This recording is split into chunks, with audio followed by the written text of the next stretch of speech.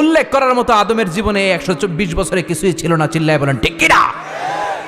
আবার আমরাও যারা সলিমদ্দি কলিমদ্দি, আমরাও আমাদের মায়ের পেটের ভেতরে প্রথমে ছিলাম 40 দিন।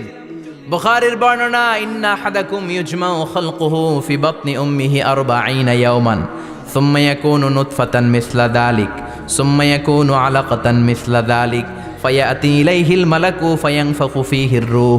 আমরা যারা সলিমদ্দি কলিমদ্দি, আমরা আমাদের মায়ের পেটের ভেতরে 40 দিন ছিলাম নুতফা, এক ফোঁটা বীর্য।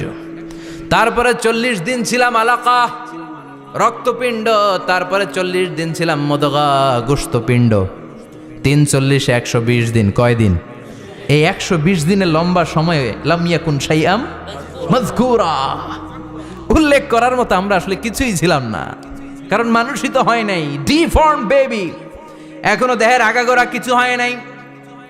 120 দিন পর ফেরেশতা এসে আমার দেহের মধ্যে ফুৎকার দিয়ে যায়, তখন আমার হার্ট পার্টিশন চালু হয়ে যায়, আমার হার্টবিট চালু হয়, সিস্টলিক ডায়াস্টলিক, এই যে ধপ ধপ ধপ, এই প্রেশারটা ছাড়া মানুষ বাঁচে? ফুসফুসের কাজ কি? খালি ধপ ধপ করে, দম টানে আর দম নেয়, দম ফুরাইলে ঠুস। হায় রে মানুষ রঙিন ফানুষ, দম ফুরাইলে তবু তো ভাই কারোরই নাই একটুখানি। হায় রে মানুষ রঙিন ফানুষ, রঙিন ফানুষ, হায় রে মানুষ। সুবহানাল্লাহ। আমরা ছিলাম নুতফা, আলাকা, মুদগা, sperm drop, then blood clot, and finally the little flash.